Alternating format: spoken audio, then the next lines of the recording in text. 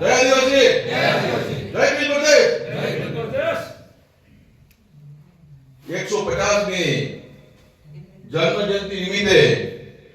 આપણા બિરસા મુંડા ભગવાનની જન્મ જયંતિ નિમિત્તે અત્રે ઉપસ્થિત મોરાવાડા તાલુકાના તમામ ગામથી પધારેલ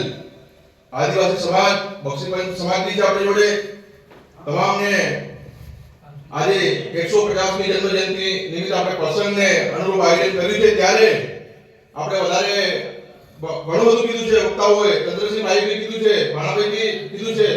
મારા વિક્રમભાઈ બી કીધું છે રમણભાઈ બી ઘણું બધું આપણે જણાવ્યું છે વિક્રમભાઈ પરણાવી આપણે સારી એવું કીધું છે ત્યારે આપણે હવે વધારે કહેવાની કઈ જરૂર જણાતી નથી પરંતુ આપણે જ્યારે આપણા સમાજની વાત આવે છે ત્યારે સમાજ એક થવાની જરૂર છે સમાજ એક થઈશું તો આપણું તિતર વિતર થઈ જશે મિત્રો સમાજ જ્યારે સમાજની વાત પાર્ટીઓ તો ઘણી છે આપણી તો ભાજપ છે કોંગ્રેસ છે આપ છે સપા છે બસપા છે અનેક પાર્ટીઓ ભારત દેશની અંદર 2000 પાર્ટીઓ ચાલે છે પાર્ટીઓની વાત તમે છોડી દો જ્યારે સમાજની વાત આવે ત્યારે મિત્રો એક મંચ પર આવજો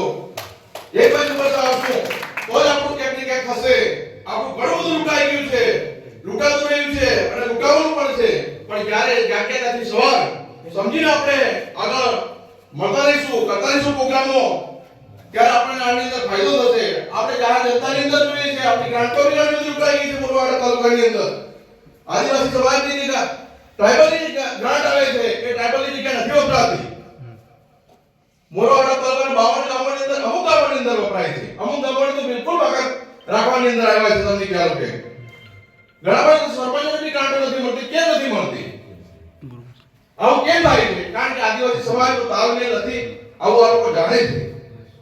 આપણે એક મંચ પર આવવું પડશે એક મંચ પર આવશું અને લડીશું જેમ આપણે 10 દિવસ પછીનું આયોજન કરીએ છીએ ભાણાભાઈને વિક્રમભાઈએ કીધું તેમ આપણે આવેદન પત્ર આપવાનું થાય તો તમામ મિત્રો અત્યારે ઉપસ્થિત છો તમામ મિત્રોએ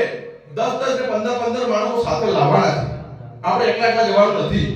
કારણ કે આપણે એકલા જઈને શું કરશું સાથે 10 માણસો લાવશું આજે 100 માણસો છે તો ત્યારે 500 માણસો થશે તો ત્યાં જોવા જનગતિ થશે તો એમને પણ અધિકારીઓને પણ એવું લાગશે અને રાજકારણીઓને પણ એવું લાગશે કે હવે આદિવાસી મંચ એક થયો છે ત્યારે આપણું કે ઉગવાનું છે કારણ કે એક બે જણા લડશે અને બીજા કાટ્યા ખેંચે મજા નહીં આવે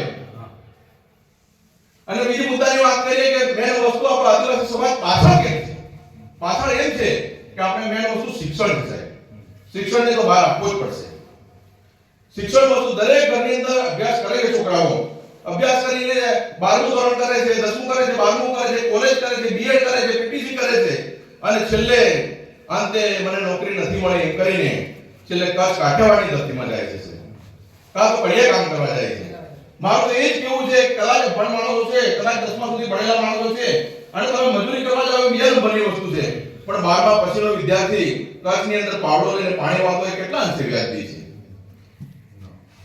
બરાબર નથી લાગતું પીટીસી કરેલો વિદ્યાર્થી બીએડ કરેલો વિદ્યાર્થી આજે કચ્છ કાઠિયાવાડની અંદર પાવડા લઈને પાણી વાળતો હોય પટેલોને ત્યાં